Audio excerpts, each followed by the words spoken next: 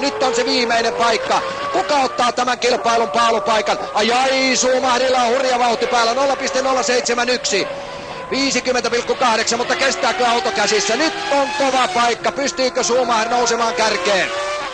Ai, se on kova paikka ja kaikki edellytykset saksalaiskuljettajalla Ferrari tähdellä on nousta kärkeen, mutta miten menee viimeinen kolmannes? Pysyykö auto hanskassa?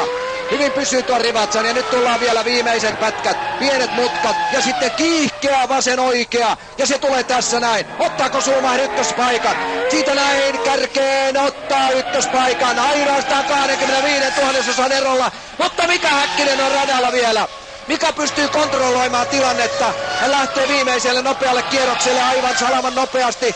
Tulee sieltä, mutta kuinka nopea hän on? Hänen kierroksensa on. Sieltä tulee Mika ja lähtee viimeiselle nopealle kierrokselle. Ja aika käy Mikalle. Nyt on kaikki pelissä. 20 sekuntia enää ajoaikaa jäljellä. Mikan ajoitus on erinomaisen hyvä, mutta nyt pitää kaiken mennä nappiin. 18,3, aivan pian tullaan sille kohdalle. Mika oli ero muuten Mika Häkkisen edessä aivan kuljettaa 6,3 sekuntia, eli kukaan ei ole lähellä. Ai, ei riitä. 0,085, Schumacher on viemässä paalupaikkaa ensimmäistä kertaa tällä kaudella. Ja Häkkinen joutuu kenties antautumaan, mutta muistetaan se, että keskimmäinen kolmannes on ollut Häkkiselle erittäin vahva.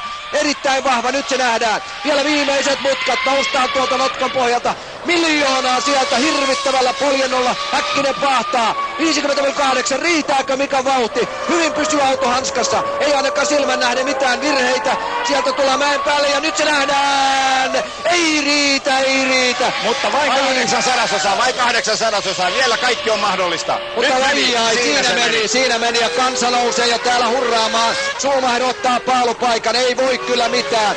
On se hirvittävän kovaa peliä. Schumacher tulee ja nappaa paalupaikan. Sivuluisussa Häkkinen vetää vielä tuo viimeisen Rivatsa-kurvan. Ja nyt sitten tullaan lähtösuoraan kohden hirvittävällä nopeudella. Ja kansa huutaa täällä jo hurmiossa. Schumacher on ottanut paalupaikan, Ferrari saa juhlia, mutta Häkkinen korjaa potin huomenna, näin me uskomme. Sieltä tullaan. Hei! Mika! Loistava! Mika teki sen Ferrari kotiradalla. Oi, mieletön tilanne, uskomaton tilanne. 24. paalupaikka Mikan historiassa. Ja katsokaa vielä kuinka auto menee hirvittävästi vielä yli ja me olimme myyneet kaikki nahkamme. Salo 12. Ei niin hyvin, mutta Häkkinen teki kyllä sellaisen pommin, että Ferrari-väeltä meni löysät housuun monessa kohdassa. Se on ihan selvää. Oi, mieletön ja 91 000. Mahtava ero. Se oli hirvittävä spurtti, mitä hän teki tuon viimeisen kolmanneksen aikana. Hän oli lähes 1 kymmenyksen, hän oli jäljessä, 2 osaa oli ajettu. Ja sieltä hän löytää sillä suomalaisella sisulla Mika tulee ja tekee tähdet ja kuut meille kaikille käden ulottuville. Tuo ne siihen. Ai, olipa loistava hetki. Kovempaa ei tämän ole päässyt tulla, se on fakta. Aivan varmasti. Ja siinä näkyy sitten riehakasta riemua. Erja ja kumppanukset siellä. Näin on tämä juhlava hieno tilanne nähty. Ja nyt on kiva kuulla, että saadaanko me tähän vielä suoraan lähetykseen Mika Salon kommentit. Salo on vielä radalla. Tulee kohta sinne, saa nähdä. Menee jonkin aikaa, siellä Schumacherilla on selittelyä. Ohoja.